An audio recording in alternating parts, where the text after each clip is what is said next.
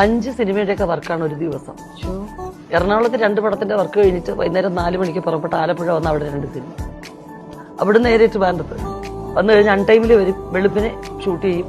ഇങ്ങനെ പോയിരുന്നു. ഞാൻ എങ്ങനെ ഓടിയെന്ന് എനിക്കറിയില്ല. ഞാനും അമ്പിളിയങ്ങളും ഒരു വണ്ടി കയറും.